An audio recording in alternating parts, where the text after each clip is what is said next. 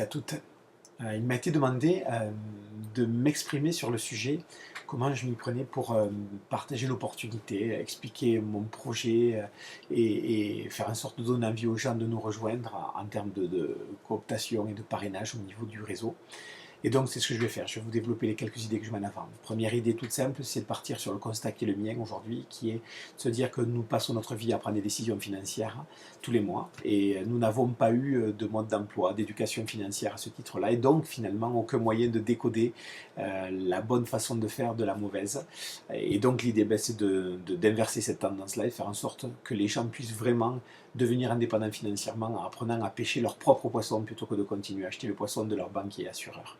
Deuxième idée, c'est de s'appuyer sur ce constat-là et d'un effet de levier important. Comme toute finalement success story a eu à un moment donné besoin d'un effet de levier, que ce soit par exemple Bill Gates avec la société Microsoft, où son effet de levier c'était s'appuyer sur un réseau de millions d'ordinateurs à travers le monde qui pouvaient utiliser ces licences de Windows, de Excel, etc.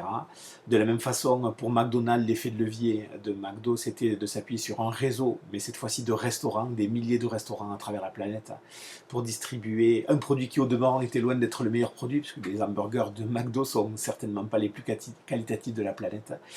Et de la même façon qu'aujourd'hui un présentateur télé, un animateur, s'appuie sur un effet de levier qui est l'audimat, le fait de pouvoir au travers de la radio, de la télé, toucher des milliers de personnes et sa prestation a du coup une valeur qui est démultipliée, décuplée.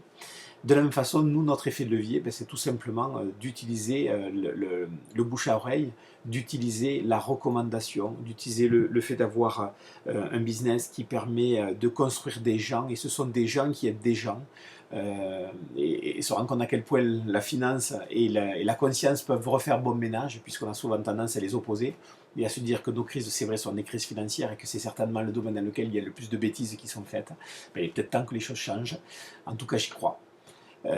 Et donc voilà, l'idée de cette approche, c'est tout simplement de s'appuyer sur des constats très simples, sur un constat d'ignorance financière, d'inculture financière, de virus informatique, comme je dis, le fait d'être sur des anciens systèmes d'exploitation et de prendre des décisions financières sur la base d'un ordinateur mental qui n'a pas évolué, qui est peut-être la version depuis 78 ou 98, selon que c'est notre version ou la version de nos parents, et puis se traîner tous les virus, les mauvaises idées, les fausses croyances sur l'argent et sur les choix financiers que l'on fait, du coup, et en même temps le fait de pouvoir exploiter ce concept-là en utilisant un effet de levier qui est l'effet de levier de la démultiplication, des gens qui aident des gens qui bâtissent leur succès en aidant les autres à réussir dans un premier temps. Je crois cette approche très vertueuse. Elle est pour moi, en tout cas, celle qui est la plus éthique et celle qui est la plus durable.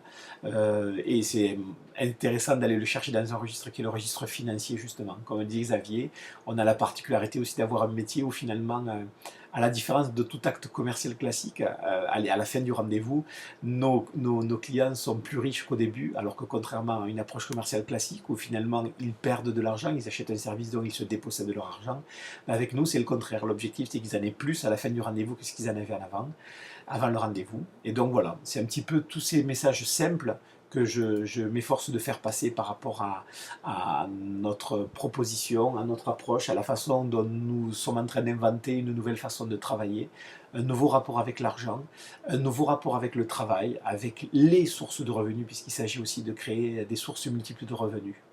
Voilà, j'espère que cette approche saura vous inspirer. En tout cas, je vous souhaite le meilleur pour l'année 2014. Rendez-vous au sommet et à très bientôt pour la suite de nos aventures. Merci, au revoir.